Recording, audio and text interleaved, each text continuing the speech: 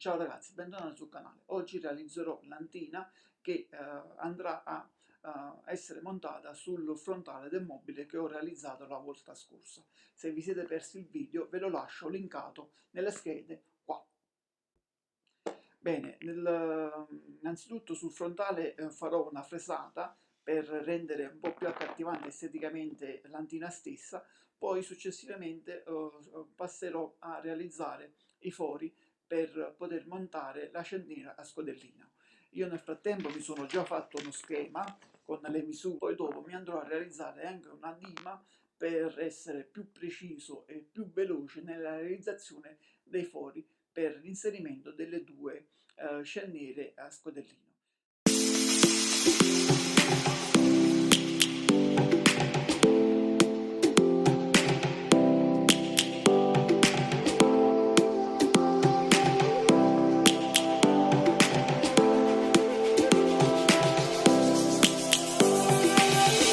Lions roaring in the morning sun, searching for a longer day.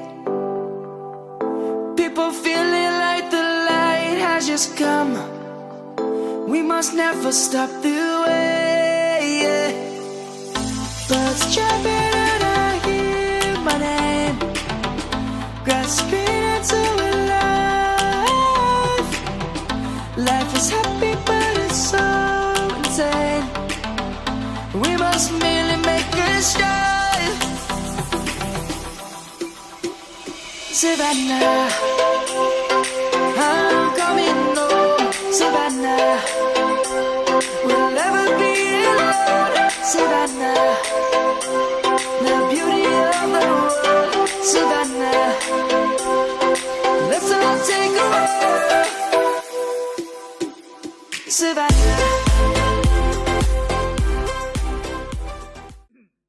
Come possiamo notare, ho posizionato sul banco da lavoro sia la struttura del mobile che l'antina, affiancandoli in modo da prendere le misure per poter andare a fare i fori per le cerniere a scodellino.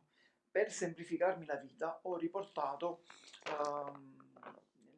le misure che ho precedentemente stampato su questo foglio, le ho riportate su questa dima, sorta di dima, che non è altro che un foglio di cartone compresso. Bene, adesso aiutandomi con la dima, posizionando praticamente questa linea al centro del disegno, facendola combaciare con la linea di confine tra le due parti, vado a marcarmi i fori con una matita. We must merely make a start. Savannah, I'm coming home. Savannah, we'll never be alone. Savannah, the beauty of the world. Savannah, let's all take a walk. Savannah.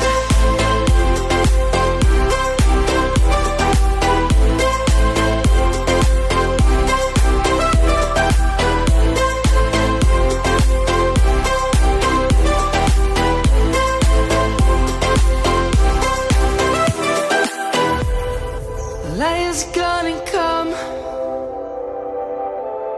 The birds have just begun. We will always take a stand for the people, for the land. Let's go back to when we were young. For the animals we stand. Let's go back to when trees were swung. Il progetto di oggi praticamente è giunto a termine. Non mi resta altro che dare un paio di mani di impregnante color ciliegio e successivamente, una volta che l'impregnante sia asciugato, dare una mano di lucido trasparente. Abbiamo visto come è semplice realizzare una dima per i fori di riferimento. Nel mio caso ho installato due cerniere a scodellino con collo 0. Se il progetto vi è piaciuto, un bel like, condividetelo. Se non vi siete iscritti vi invito a farlo. Ci vediamo la settimana prossima con un nuovo progetto. Ciao!